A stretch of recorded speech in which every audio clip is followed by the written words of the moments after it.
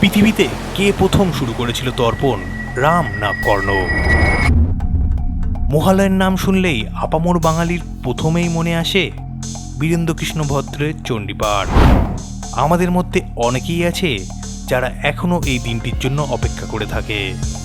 ভোর 4টে বাজতে না বাজতেই আকাশবাণীতে বেজে ওঠে বাজলো তোমার আলোর বিনু।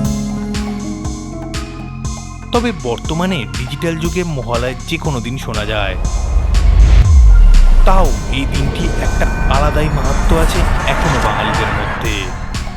ভোরে চণ্ডীপাঠ শোনার পর গঙ্গার ঘাটে ঘাটে ভিড় লাগে মৃত পূর্বপুরুষদের উদ্দেশ্যে তর্পণ করতে, কারণ এই দিনেই দেবীপক্ষের সূচনা হয়ে থাকে।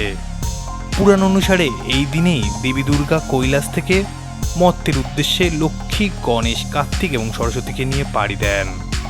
প্রায় 1 সপ্তাহ পরে এসে পৌঁছন মর্তে, ঠিক ষষ্ঠীর দিন। যা হোক সেসব কথা, আজ তোমাদের শোনাবো কে প্রথম এই পৃথিবীতে তর্পণ শুরু করেছিল, রাম না কর্ণ।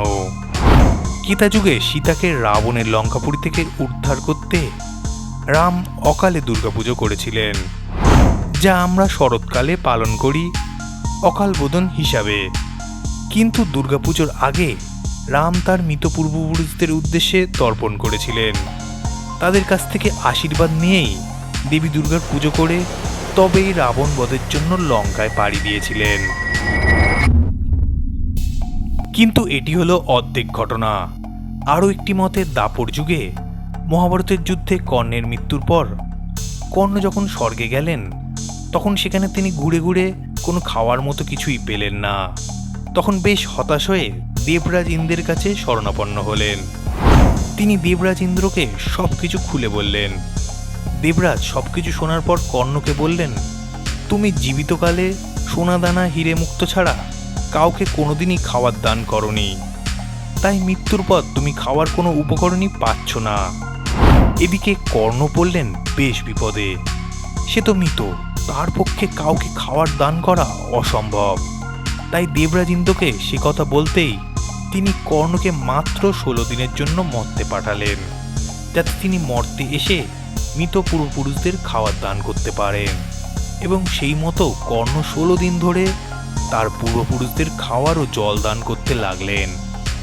ঠিক 16 দিন পর পুনরায় স্বর্গে এলেন। আর স্বর্গে পৌঁছে তিনি দেখলেন তার জন্য তার প্রয়োজনীয় খাবার অপেক্ষা করছে।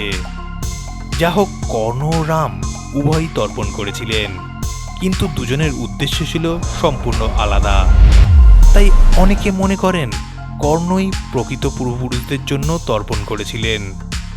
তাই কর্ণ হলেন এই মর্তের প্রথম পুরুষ, যিনি মৃত পূর্বপুরুষদের উদ্দেশ্যে তর্পণ করেছিলেন। আর আজকের এই ফ্যাক্টের ভিডিওটা এই পর্যন্তই। ভিডিওটায় অবশ্যই একটা লাইক এবং শেয়ার করতে ভুলো না। তোমাদের সাথে আমি আবারও ফিরে আসবো এরকমই কোনো ফ্যাক্টের ভিডিও নিয়ে। ততক্ষণের জন্য সঙ্গে থেকো।